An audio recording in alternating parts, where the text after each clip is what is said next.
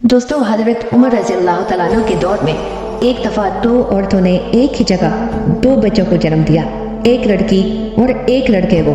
उसके बाद दोनों औरतों का आपस में झगड़ा हो गया। झगड़ा इस बात पर था कि एक औरत कहती थी लड़का मेरा है और लड़की तुम्हारी, दूसरी कहती थी नहीं लड़का मेरा है और लड़की तुम्हारी। लोगों ने जब उनका झगड़ा देखा तो उन दोनों औरतों को हजरत उमर रज़ी अल्लाह तआला अन्हु के पास ले गए और सारा किस्सा बताया और कहा आप इनमें ठीक ठीक फैसला करें।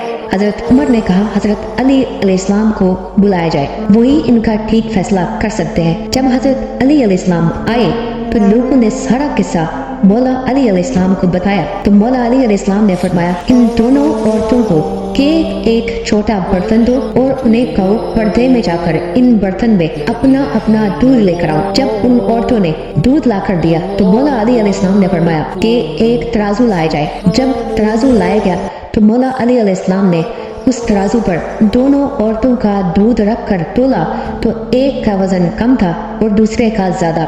मौला अली अलैहिस्सलाम ने फरमाया कि जिसके दूध का वजन ज्यादा है उसका लड़का है और जिसके दूध का वजन कम है उसकी लड़की है। ये देखकर लोगों ने कहा या अली अलैहिस्सलाम आपने ये फैसला कहाँ से और कैसे किया है? मौला अली अलैहिस्सलाम ने फरमाया कुरान से। सब लोग अपने अपने घरों में जाकर कुरान खोल कर ये देखने लग गए कि दूध वाला किस्सा कहाँ लिखा है।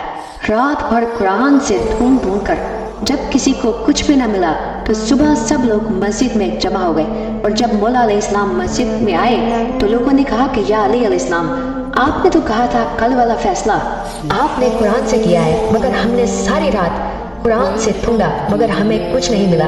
मौला अली अलैहिस्सलाम ने फरमाया क्या कुरान में तुमने वो आयत नहीं पढ़ी कि मर्दों का हिस्सा औरतों से दुगना है? सब ने कहा हाँ ये आयत तो है। मौला अली अलैहिस्सलाम ने फरमाया इसी आयत से तो मैंने वो फैसला किया था।